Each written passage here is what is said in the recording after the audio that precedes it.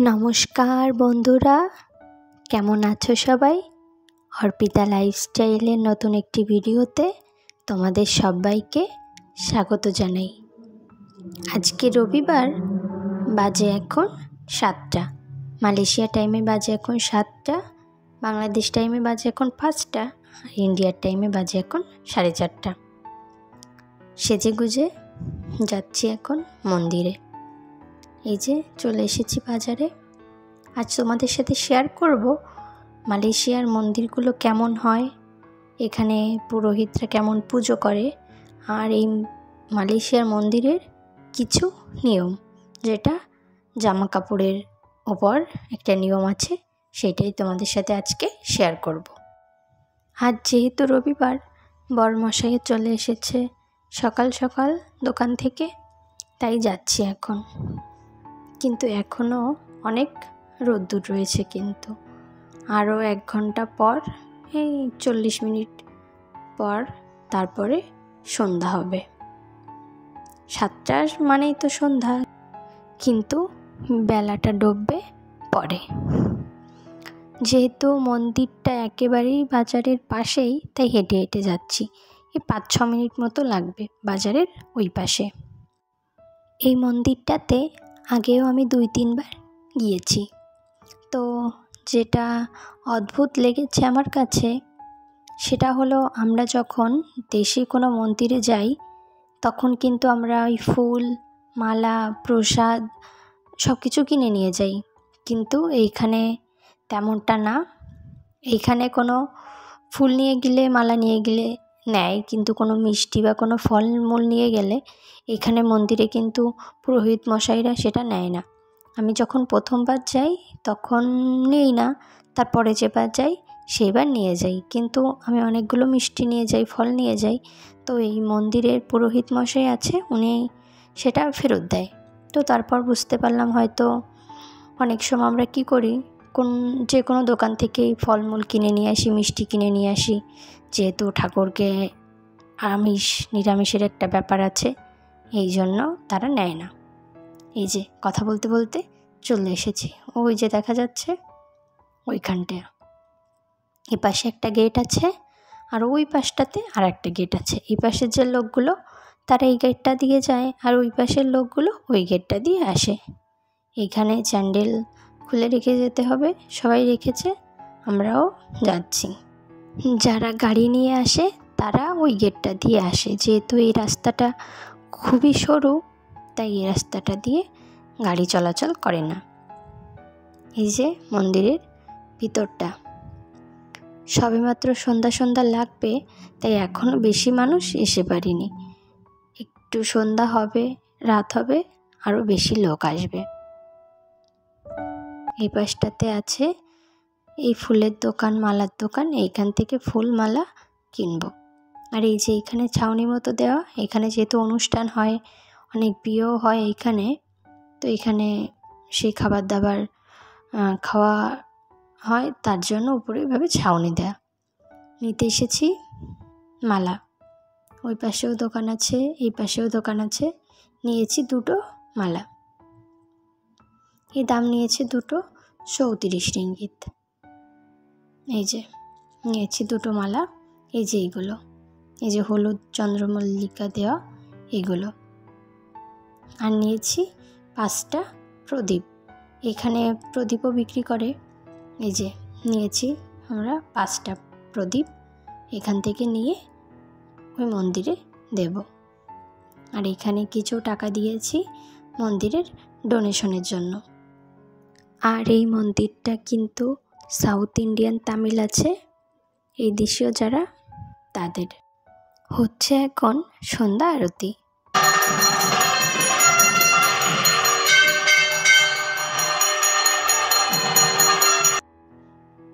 আরতি চলছে এখন, তারপরে হবে মন্দিরের পুজো। ওই যে প্রদীপ জ্বালানো রয়েছে মন্দিরের ভিতর, ওইখানে। এখানে মন্দিরে কিন্তু অনেক ঠাকুর আছে, পাশ দিয়ে অনেক অনেক ছোট ছোট মতো মন্দির করা। এই পুরো এরিয়াটাই ওরকমভাবেই ঠাকুর বানানো। আর আমি শুরুতেই বলেছিলাম মালয়েশিয়ার মন্দিরে কিছু নিয়ম আছে এই জামা কাপড়ের ওপর, সেইটা আমি তোমাদের সাথে পরে শেয়ার করব এবং সেটা দেখাবো। আর এইখানে যারা আছে তারা কিন্তু সবাই শাড়ি, থ্রি পিস, কুর্তি বা লং ড্রেস, গাউন এগুলোই পরে আসে কিন্তু। আর ছেলেরাও যারা আসে তারা ওই ধুতি, পাঞ্জাবি এগুলোই পরে আসে। এই যে এখানে বিয়ে হয়, বিয়ের অনুষ্ঠানগুলো এখানে হয়। আমি মালয়েশিয়াতে যখন আসি, এই মন্দিরে দ্বিতীয়বার যেবার আসি সেইবার দেখি এখানে একটা বিয়ে হচ্ছে, মালয়েশিয়া তামিলদের বিয়ে। তো তখন দেখলাম খুব সুন্দর করে সাজিয়েছিল। এই যে তার পাশ দিয়ে ছোট ছোট মন্দিরের মতো করা, তার ভিতর রাখা রয়েছে ঠাকুর।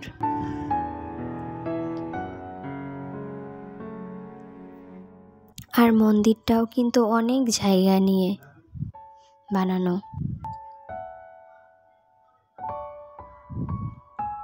আর খুব সুন্দর সাজানো।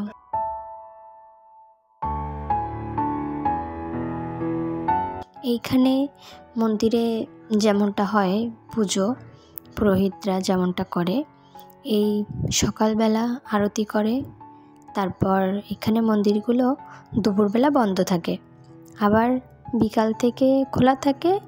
এই 10টা, 11টা, 11:30 পর্যন্ত মন্দিরগুলো খোলা থাকে। ওই যে তখন দেখালাম আরতি হচ্ছে, সকালে আরতি করে, সন্ধ্যা আরতি করে, তারপরে আবার মন্দিরের ঠাকুরগুলোকে পুজো করে। এই যে ছোট্ট ছোট ঠাকুর, এই যে রাম, জয় শ্রীরাম। এই যে এইখানে আছে গণেশ। ছোট ছোট মন্দিরে যে ঠাকুরগুলো রাখা রয়েছে, যে যে ঠাকুরের নামও কিন্তু সেইখানে লেখা রয়েছে। আছে গণেশ, কার্তিক, লক্ষ্মী, সরস্বতী, রাম, দুর্গা, কালী, অনেক ধরনের আছে। এসবটুকু মন্দিরের এরিয়া। পুরোহিত মশাই আরতি করছে আর আমরা একটু দর্শন করছি।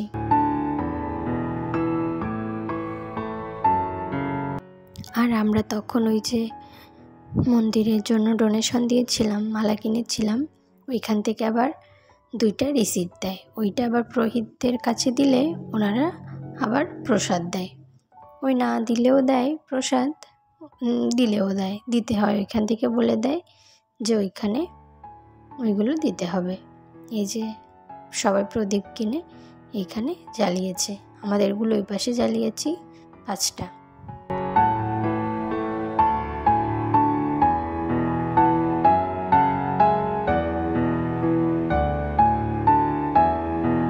এখন 8:30 মতো বাজে। যখন এসেছিলাম তখন কিন্তু অনেক কম লোক ছিল, এখন আসছে।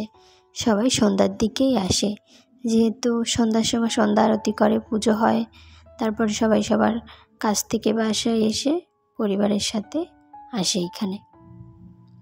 তো যখন প্রথমে আসি তখন লোক ছিল কম, এখন অনেক লোক আছে।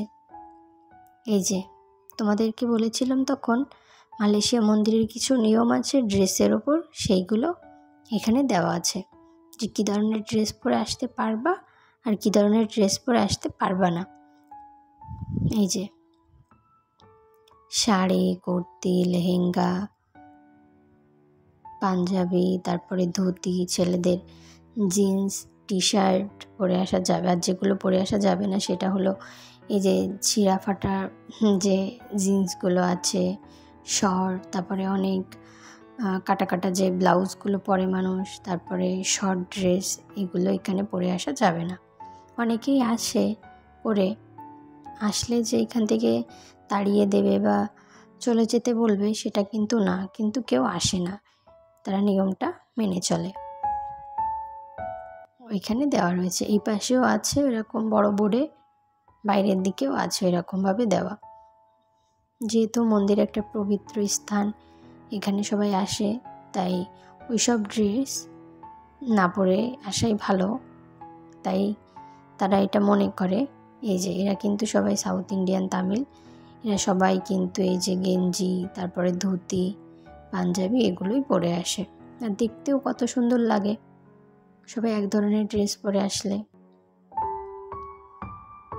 এখন 9টা বেজে গেছে, যাব এখন বাসায়।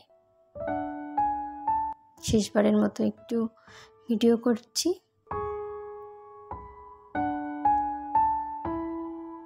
এই যে যাচ্ছি এখন বাসায়, যাওয়ার আগে একটু ভিডিও করে রাখছি।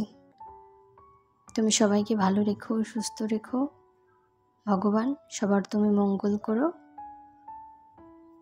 এই যে তখন এখানে স্যান্ডেল রেখে গিয়েছিলাম, এবার পরে যাচ্ছি বাড়িতে।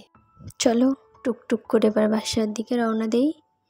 বেশ রাত হয়ে গেছে, যে আবার একটু রেস্ট নেব, যেহেতু দোকান থেকে আসার পরে রেডি হয়ে চলে এসেছি মন্দিরে।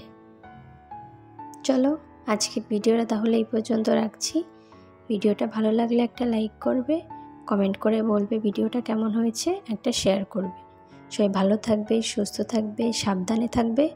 দেখা হবে খুব শীঘ্রই পরের একটি ভিডিওতে।